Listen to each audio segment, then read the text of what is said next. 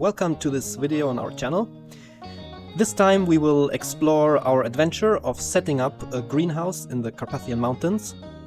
Here you see the view of our permaculture garden, and before we start the process of building the greenhouse, we first flattened the ground so it was all evened out with an excavator. We are on a north-facing hillside here, so it's necessary to capture as much sunlight as possible. We chose to put the greenhouse in an east to west facing direction, so the sun comes from the south and goes into the long side of the greenhouse, thereby capturing the largest amount of sun possible, which is important especially in the spring and autumn season. During the summertime we need to use a shade cloth to stop excess sunlight from entering and thereby heating up the greenhouse too much. The first step after evening the ground was putting the foundation. Since I wanted to have a higher ceiling in the greenhouse, this was necessary. So I put in the corner points and some supportive logs on the ground, then did the shelling and some longer beams connecting the sides. After that we could start with the structure made out of metal. It was a set we bought, so everything was already put to the right dimensions, and theoretically all we had to do was putting it together, which turned out to be a bit harder than expected. So if you ever try to do something similar, then I recommend you to have at least 2 people, better even 3 or 4. This here took us at least 2 weeks, and I started with a friend, a volunteer at our project. Then I tried to continue by myself, which was kind of a struggle, and so I really got going again when my parents came for a visit. And that's what you see here, my father helping with setting up the metal frames. So here we're talking about a greenhouse made from a metal framing and polycarbonate sheets on top. It's a double layer polycarbonate, and thereby it offers a very nice isolation, since between the 2 sheets there's an air cushion which provides additional isolation. This is especially important since I use the greenhouse also for the winter growing season, so it's never really empty. This brings some interesting challenges with it, but I'll talk about those later in the video, especially regarding to keeping an airflow, avoiding fungus, and also watering the plants during the cold season. But first let's go to the general dimensions. So it's a 4 x 6 meters greenhouse. I'm not sure what the height used to be, but I think here you can see my father standing, let's say 170. So I gave it some additional height because I plan on putting some species there which just need the space, especially the tomato plants, which I will trellis up to the ceiling and which I have already done successfully actually. And this additional height really gives them more space and thereby more produce in the end.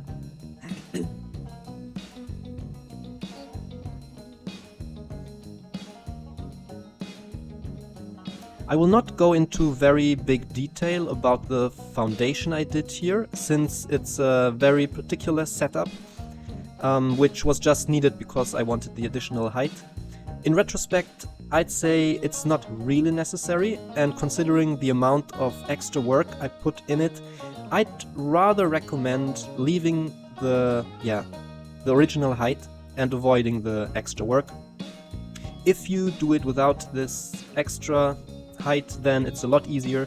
You just need a flat ground, then put on the supporting beams where you mount the metal structure on. Evening it out will be a lot easier if you do it that way. And as I said, it's not really worth the extra work. Before you do all of this, another mistake I made, and which I want you to avoid, is not thinking about drainage before you start.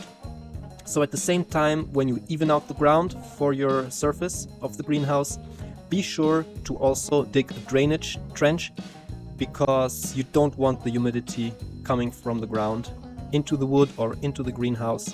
It's super annoying. I forgot to do it before, and then I had to dig it out by hand afterwards, and it was super annoying. So just get it done when you've got an excavator there or additional people helping you with straightening the ground, and also do the drainage. It's worth doing it from the start. Another point connected to water is the water you collect from the quite big roof surface. So it's a considerable amount of rainwater you're able to collect. If you don't collect it, you end up with extra humidity around the house, and that's what you want to avoid. So first dig the ditch to get the water out, but then also collect the rainwater.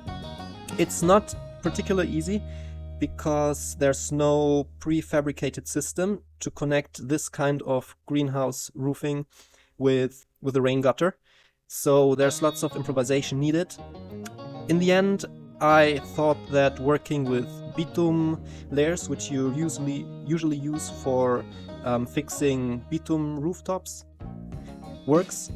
It's not a perfect solution, and if you've got a better idea, please put it in the comments. I'm sure people would appreciate to get a good solution for that, and I definitely would. So please don't hesitate and write your idea down in the comments. The big problem is that you somehow need to fix the gap between the rain gutter and the polycarbonate roof surface, and doing that properly with a fix that remains there for at least a year is harder than I would have expected. So talking about the tools you need to set up this particular polycarbonate based greenhouse is a drill. I recommend a high quality one because you have these self-screwing metal screws you have to fix the structure with. And if you don't have a proper drill, it will be super annoying to get them inside. And even with my Makita, which really is pretty powerful, it was a hassle at some points. Also, since not all of the screws were manufactured properly, a good drill will help you getting less frustrated with it. Then for fixing the polycarbonate, you need something to cut it. There are different ways to do it. The way I found the least annoying was using a cutter knife, and apart from that, of course, you need something to measure your lengths. Either you use one of those rolling meters or you've got a fixed one. And very important, you need a water scale in order to get everything straightened out. So if you make a mistake there, you really end up having problems. I was pretty precise with the work. And saying that, I should mention that I'm not the most precise person on this planet, but I really put effort in it, and although I knew it was important, I did end up with some slight differences, like really minimal differences, but even those differences ended up in me having to redo a part of the work. So I can't stress this enough. Be super precise with this. Put in everything straight, do the measurements as properly, as precise as possible. You will avoid lots of extra work if you do it right from the start.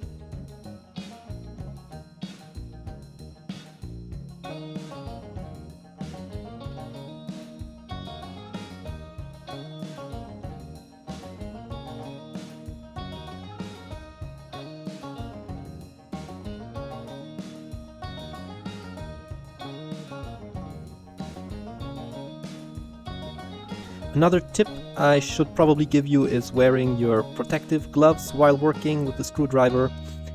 You have those self-drilling screws with which you have to penetrate and connect the metal structure, and they do sometimes slip off, and I got my fair amount of bruises on the fingers. So to avoid that, use your protective gear. If you have protective boots, also put them on.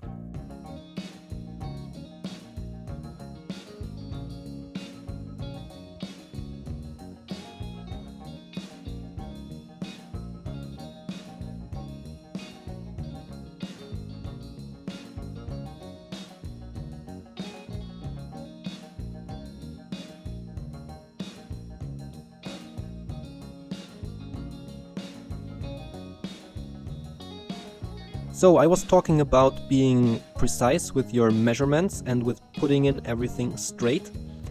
And I didn't manage from the beginning, but in the end I straightened everything out, and it is super important. I did have some problems when fitting in the doors. I just had some minimal differences It wasn't 100% straight, it was 99.5% straight, but even this slight difference led to the doors not fitting and led to me having to redo one of the sides partially. It was a lot of extra work. I would avoid the next time. Do it properly from the start. I know I stressed this before, but it is super important. In the end, everything was straight. And then we came to the step of fixing the sheets. For putting the sheets in, be sure to cut it in a way that the air in the sheets goes downwards and not horizontally. If you put those things horizontally, then water, condensed water, will stay in there, dirt will stay there, and you'll have problems after some times. Maybe not in the first year, maybe not in the second year, but those polycarbonate sheets have a guarantee of 7, 9 or even more years depending on where you get them from, and you don't want them accumulating dirt in there. I don't think they still have their warranty if you put them in that way. Talking about the polycarbonate, also there I implore you not to buy the cheapest ones. Buy them double layered, buy them with UV protection, and as thick as possible. Maybe not too thick, you don't want to have a super heavy roof, you don't want to use excess material, but don't buy the thinnest, the cheapest ones, look out for quality. Working with the sheets, in the beginning I tried to use different tools to cut it. I used an electric saw, which didn't work very well. Then I used flex, which also didn't work. So with the flex, the problem was it just span too fast, and so instead of really cutting the plastic, the polycarbonate, it ended up melting it. And the problem with the electric saw was it just didn't make clean cuts and was super annoying. Lost lots of time there. So just take your cutter knife from the start. You'll be happy with it.